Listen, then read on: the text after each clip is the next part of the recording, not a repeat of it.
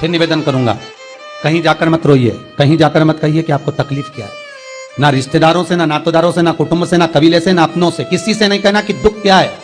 बस इतना करना कि किसी मंदिर में अगर पूजन करने जा रहे हो, आप जिस पाठ को कर रहे हो, जो पाठ आप करते हो, हमें ये भी नहीं कहना कि तुम शंकर का पाठ करो, हम तो ये भी नहीं कहेंगे कि शिव कवच करो, हम ये भी नहीं कहेंगे कि तुम हम बताएं वाला पाठ करो। तुम तो जो पाठ करते हो, तुम जो स्मरण करते हो, जो तुम मंत्र जाप करते हो, जो तुम नाम जाप करते हो, तुम्हारी मर्जी, तुम जो जपते हो, बस उस जप के समय पर कटोरी में, गिलास में, तांबे के पात्र में, पंचपात्र में जल हो, और उस जल का आचमन, उस जल का सींचन दुकान पर, घर पर रोज करना प्रारंभ कर दो। आधे से ज्यादा तुम्हारी तकलीफ, आधे से ज्यादा तुम्हारा कर्जा, आधे से ज्यादा तुम्हारा दुख तो भगवान यूं ही समाप्त कर देगा, यूं ही।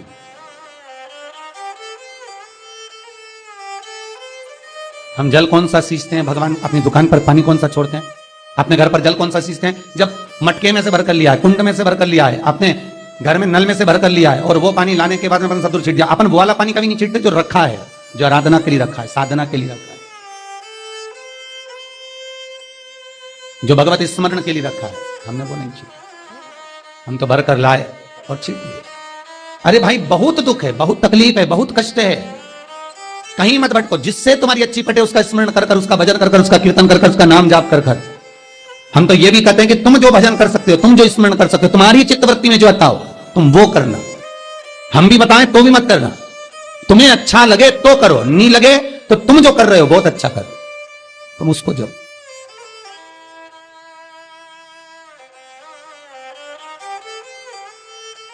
तुम्हारा जपना, तुम्हारा स्मरण करना, तुम्हारी भक्ति का भाव प्रकट करना, बस दिल से, मन से, जो तुम्हारे मन में आ जाए, भगवान को वो कह दो, भगवान से वो जाकर निवेदन कर दो, भगवान उसे स्वीकार कर। तो शास्त्र कहता है कि जिस दिन आपका व्रत है उस दिन एक काम जरूर करना कि भगवान का मंत्र जाप कर कर, भगवान का स्मरण कर कर, कटोरी में जल लेकर, पात्र में जो जल रखा हो, पूजन पाठ करते समय, स्मरण करते समय वो जल का पान अवश्य करें। उस जल का पान अवश्य करें, उस जल को अवश्य करें। क्या होता है जल का पान करने से? शिव महापुराण की कथा कहती है, चाहे आप हनुमान चालीसा पढ़ें, चाहे आप राम रक्षा स्तोत्र पढ़ें, चाहे आप देवी कवच करें, चाहे आपकी मर्जी पड़े, जो पाठ पूजन करें, बस एक निवेदन है, पूजन पाठ करते समय एक कटोरी में, तांबे के कलश में, एक गिलास में जल अपने नजदीक में जरूर रखें।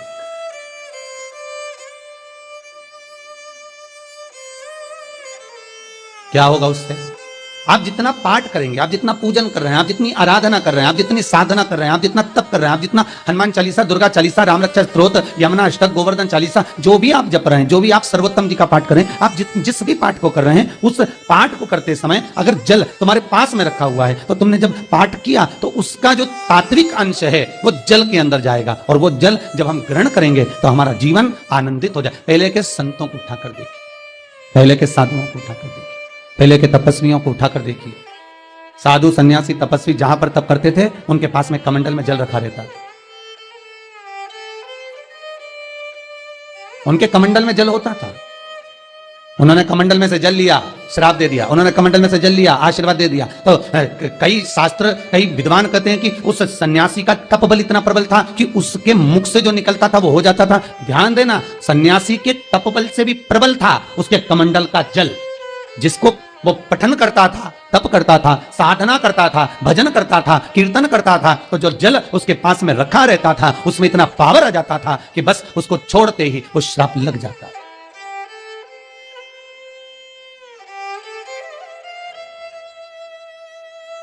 किसी मंदिर में जाएं, किसी देवालय में जाएं, किसी तीर्थ में जाएं, उस मंदिर का जल, तीर्थ, उस मंदिर का कुंड का आनंद भाव लिया जाए। भाई, भारत की भूमि पर जितने मंदिर हैं, भारत की भूमि पर जितने तीर्थ हैं, सारी नदियां, कुंड, तालाब, छोटे छोटे सरोवर, बावड़ियां, ये सब मंदिर के पास में ही क्यों बनवाए गए? ये कुंड, ये बावड़ियां, ये तालाब, ये सरोवर, ये कुएं, ये सब मंदिर के करीब में, तीर्थ के करीब में क्यों बनाए गए? उसका कारण केवल इतना है। और क्यों इतने पवित्र होते हैं? क्योंकि वहां भजन करने वाला, वहां साधना करने वाला, वहां स्मरण करने वाला, वहां कीर्तन करने वाला, वहां मंत्र जाप करने वाला, वहां नाम जाप करने वाला जब जप करता है, साधना करता है, पाठ करता है, तो उसका तेज पुंज उस जल में चला जाता है। उस जल का पावर इतना प्रबल होता है कि जीव अपने आप कल्याण हो जाता है, मात्र स्नान से, मात्र पूजन से, मात्र तर्पण से, मात्र आचमन से।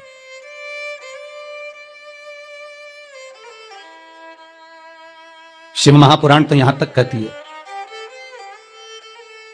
कि आप शंकर भगवान को जल चढ़ाएं, थोड़ा सा जल पात्र में रख लें, जहां पूजन कर रहे हैं, जब थाली से पूजन, पहले सबसे पहले तो जल ही चढ़ाओगे ना, जल चढ़ाने के बाद उस पात्र को रख लें, थोड़ा सा पानी उसमें बचा लें, 2-4 बूंद, 8 बूंद, 15 बूंद, 20 बूंद, 1 चुल्लू, थोड़ा सा। भगवान शिव की आराधना करी, आपने दिया बत्ती करा, पूजन करा, आराधना करी, मंत्र जाप करा, घंटी का नाद करा, और भी लोग आए, उन्होंने भी भगवान का नाम लिया। जब घर की ओर प्रवेश करें, पूजन की थाली जब लेकर चलें, तो जो कलश में जल हो उसका आचमन कर लें या अपने ऊपर छीट लें, उससे सुख का अनुभव होता। स्कंद पुराण कहती है मनुष्य के जीवन के दुख को समाप्त करने में जल की परिभाषा प्रबल है। उम्मीद है यह वीडियो अच्छी लगी होगी। अच्छी लगी हो तो इसे जरूरतमंदों के साथ जरूर शेयर करें ताकि वे भी इस उपाय से लाभ उठा सकें। धन्यवाद। श्री शिवाय नमस्तुभ्यम।